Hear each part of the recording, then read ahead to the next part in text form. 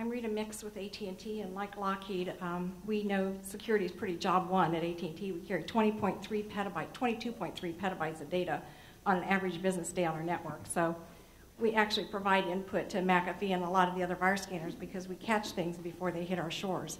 And I actually had someone from India offended the other day when I told him most of it's coming from China today. He said, "You mean India's not number one?" I said, "No, China is today."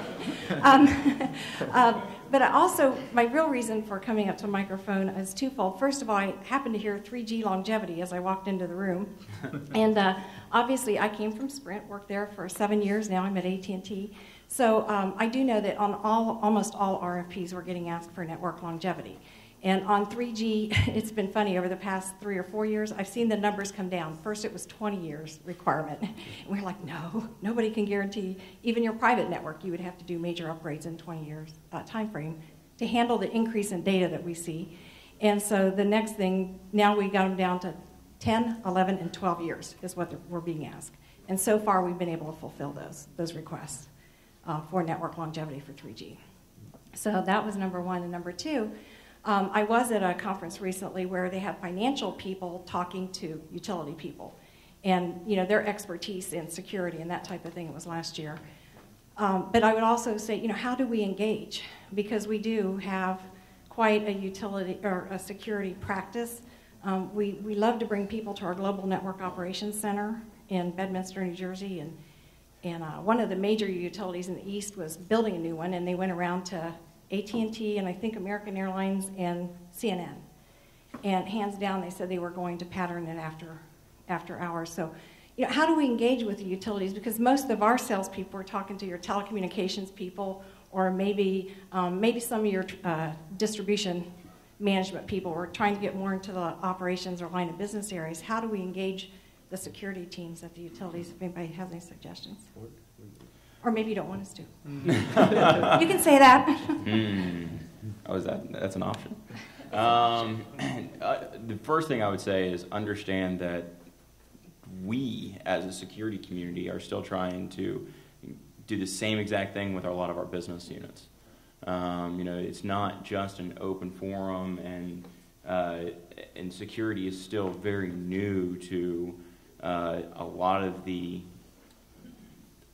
operations within these analog devices that are so familiar. I mean, that's what you were looking at as a historical standpoint, is very simplistic designs and completely disconnected. I mean, there was no connection between these devices. They were individualized. So as they become connected, understand that this is all evolving, but as a hint, and I don't mean to pick on you, but you start out with security as number one, and at least in Southern's opinion, and I'd be willing to bet that most of the large utilities here, security isn't number one for us.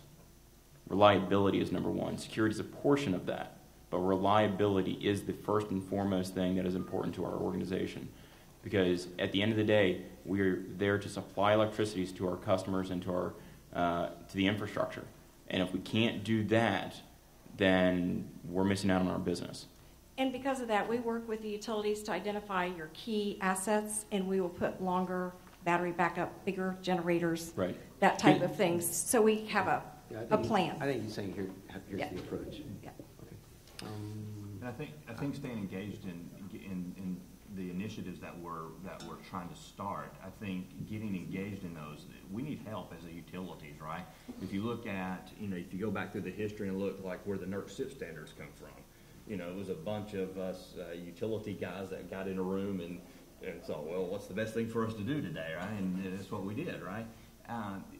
There's so much lessons learned that we can take from the financial sectors, from the telco sectors, that we all been in those places. So getting engaged in forums like this, as well as even the standards team. Even though we got a utility standards group, it doesn't mean that telcos can't be a part of that. And so that's what I recommend, is just continue to press and get engaged in that and help us. And if you see anywhere we're not engaged, we're on Mr. and several other, he's from our CSO office, please let me know, because I'll see that someone gets there. Thank you. We have, First of all, thank you all very much. It was great, and obviously we could probably go on for another hour with you guys here. We have time for one more question. We're running a little over, but we're heading into a break after this, and I know Chris Villarreal, who I know quite well from the California Public Utility Commission, has a question, and please, Chris, fire away. So, good morning. I'm Chris Villarreal with the California PUC, and I wanted to ask or build on something I think Ward said about when you talk to your vendors, you want to have your vendors demonstrate to you how secure your products are. So what I'm wondering is, to what extent are your regulators asking you guys demonstrate to us how secure your products are?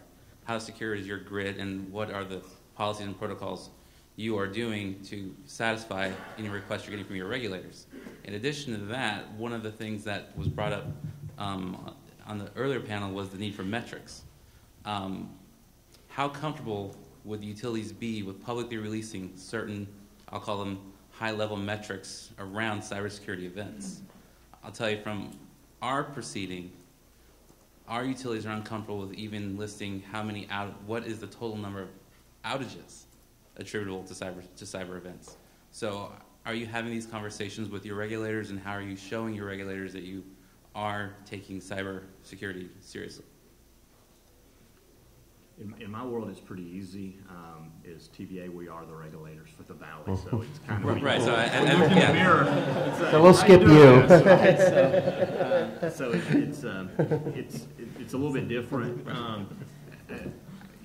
But so I can't speak to that component. But speaking to your component on the metrics and the reporting, again, being a federal agency, we're seeing FSMA changes, and we're having to do continuous monitoring where we're reporting. We've got a long list of things we have to report monthly to OMB, basically on our security metrics.